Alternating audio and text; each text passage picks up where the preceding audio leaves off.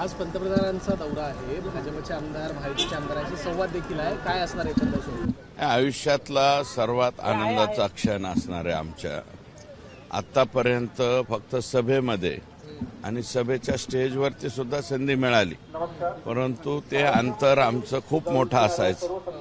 मोदी साहेबांच्या बरोबरचं अंतर खूप मोठं असायचं, परंतु आता हे अंतर एकदम कमी होणार आहे. नेक टू नेक त्या ठिकाणी बोलता येणार आहे आणि प्रत्येक आमदारांना ठराविक वेळ दिला जाणार आहे आणि त्या सगळ्यांमध्ये आपल्या जीवनामध्ये सद्यस्थितीमध्ये केंद्र सरकारने काय काय केलं पाहिजे, केंद्राने कोणते बदल केले पाहिजेत किंवा सर्व जनतेचं जीवन सुसह्य कसं होईल या दृष्टीने आणि अंत्योदयाची जी कल्पना ही पंडित दीनदयाळ उपाध्याय यांनी मांडलेली होती ती जनतेपर्यंत पाठविण्यासाठी जे काय बोलता येईल ते आम्ही तिथे बोलू. काय मांडणार आहेत पंतप्रधानांच्या समोर? मी food and drug sanitation act 1954 त्याच्यानंतर एकही अमेंडमेंट या कायद्यात झाली नाही. 2006ला स्वर्गीय मनमोहन सिंग पंतप्रधान असताना हा कायदा झाला आणि 2011 पासून लागू झाला, परंतु आजपर्यंत देशामध्ये या कायद्यामुळं एकाही व्यक्तीला सजा झालेली नाही.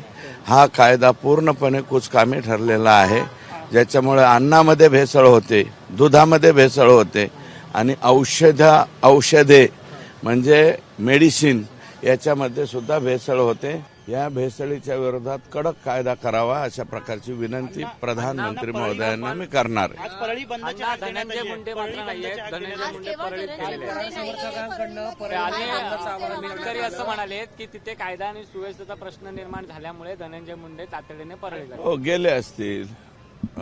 तिथे काही म्हणजे काल जे आहे अटक झाल्याच्या नंतर काही एलिमेंट्स त्या ठिकाणी वेगळे तिकडे काम करत असतील तर तो त्यांचा मतदारसंघ आहे, शांत करण्यासाठी गेले असतील.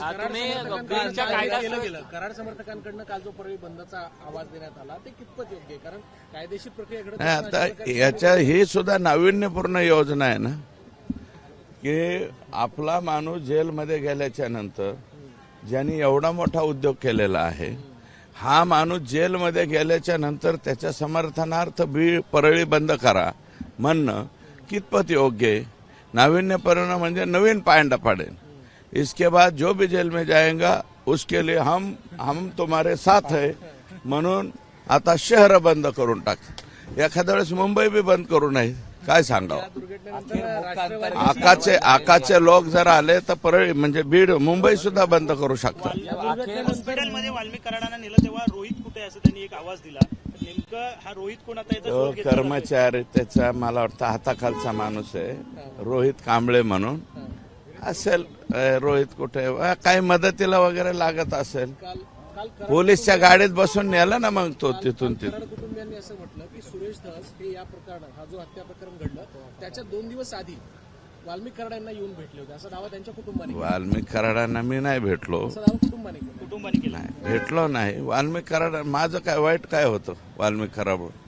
वाल्मिक कराडाबरोबर माझे चांगले संबंध होते ना, पण वाल्मिक कराड ह्या पद्धतीने माणसं मारायला लागले त्याचं समर्थन करायचं का?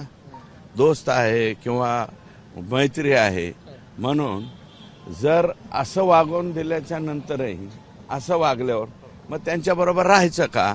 तुम्हाला पटत असले तर राहतो बाबा. एका बाजूला ही कारवाई होते, दुसऱ्या बाजूला राष्ट्रवादीची बीड जिल्हा कार्यकारिणी बरखास्त केली गेली. बीड जिल्हा राष्ट्रवादीची कार्यकारिणी अजित पवारांच्या राष्ट्रवादीची बीड जिल्हा कार्यकारिणी बरखास्त केली गेली. कशामुळं? या सगळ्या प्रकरणानंतर हो, मग आता ऍक्शन घेणार ना.